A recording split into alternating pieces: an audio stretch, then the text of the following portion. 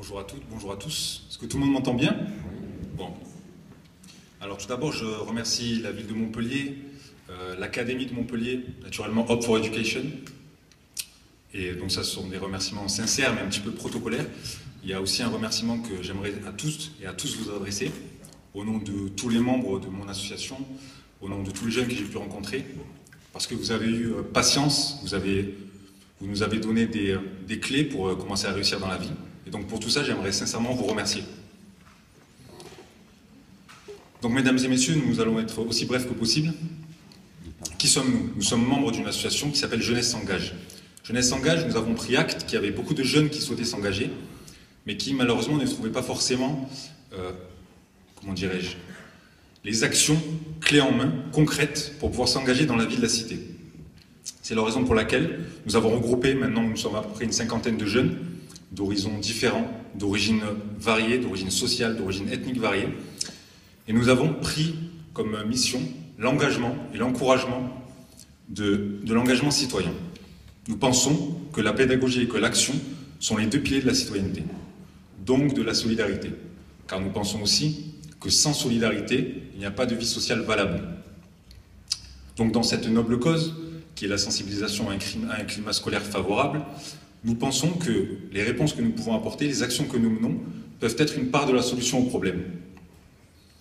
Que faisons-nous?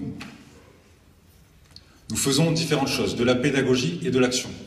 Au niveau de la pédagogie, nous montons ce qu'on appelle une sorte d'éducation populaire qui s'appelle l'école des savoirs. Nous pensons que le mot savoir peut être mis au pluriel.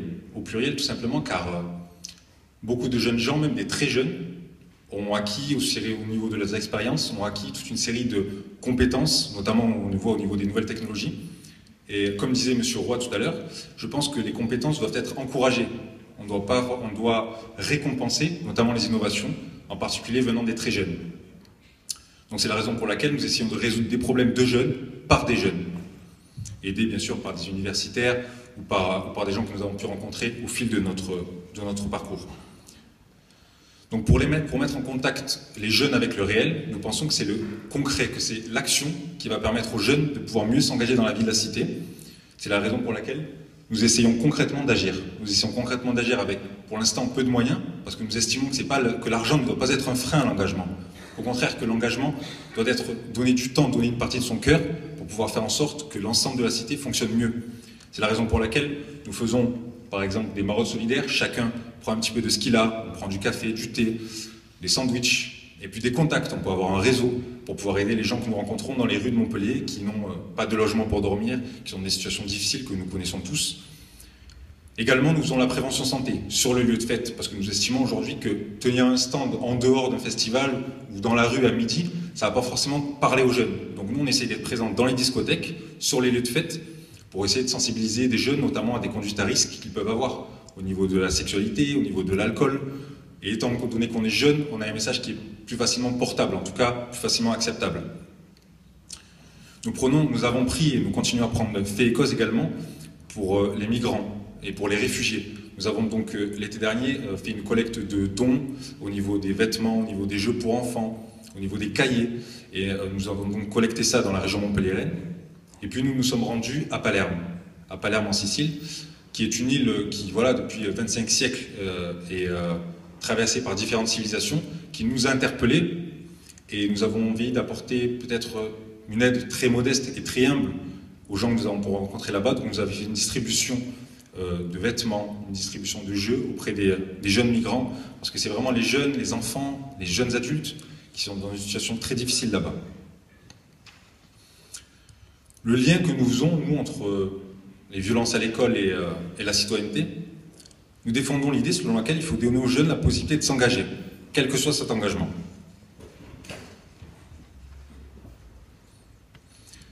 Nous croyons intimement, en ayant notamment discuté avec des jeunes victimes, que l'appartenance à la communauté, comme ça vient d'être dit, que les projets communs, que l'attention à autrui, préviennent les violences, donnent le sentiment d'appartenance. Nous avons pu, je me considère en tout cas comme jeune, je dirais qu'on n'a pas eu le service militaire, qu'on n'a pas eu de lieux qui nous ont permis, si vous voulez, de nous sentir tous appartenant à la même communauté. C'est la raison pour laquelle le seul lieu qui nous permet d'appartenir à cette communauté, c'est l'école. Et l'école, c'est très important, parce que l'école, c'est le lieu qui nous unit, en cela même qui nous élève. C'est le lieu où nous avons des valeurs communes, où nous avons de l'apprentissage, où nous avons une transmission du savoir. Par conséquent, nous, pour notre jeune génération, c'est vraiment à l'école que tout se fait, c'est à l'école que tout se passe. C'est la raison pour laquelle nous estimons qu'en dehors du savoir pédagogique purement intellectuel et purement théorique, il faut également mettre en avant des modèles. Il faut mettre en avant des modèles positifs. Le modèle, c'est pas uniquement le chanteur ou la star de foot. Même si moi, j'aime beaucoup, par exemple, Zinedine Zidane, c'est pas lui qui m'a inspiré dans mes actions. Ça peut être, je prends des exemples personnels, ça peut être un professeur qui a vu le monde et qui a une façon particulière de le voir. Ça peut être également un enseignant, ça peut être un docteur qu'on connaît et qui, par son parcours, par son mérite, peut être mis en modèle. Je pense qu'il faut des gens aussi humbles et des gens qui servent la communauté d'une manière, j'ai envie de dire, plus humble que peut-être des gens qu'on voit à travers un écran. Aujourd'hui, donc, nous essayons de plaider, en tout cas à travers vous, à ce que la jeunesse porte, à intensifier ce que la jeunesse porte en elle de lumière, pour encourager les initiatives et pour répondre à une question qui nous est fondamentale pour nous. Quel type de citoyens allons-nous donner pour demain, pour la cité et pour, disons, notre pays et notre vie en commun? On a coutume de dire que nous ne naissons pas adultes, nous le devenons, mais c'est pareil pour la citoyenneté. Nous ne naissons pas citoyens, nous le devenons. Et c'est grâce à vous et à des modèles positifs que nous pourrons le devenir, je pense pleinement. Je vous remercie, je laisse la parole à Florian.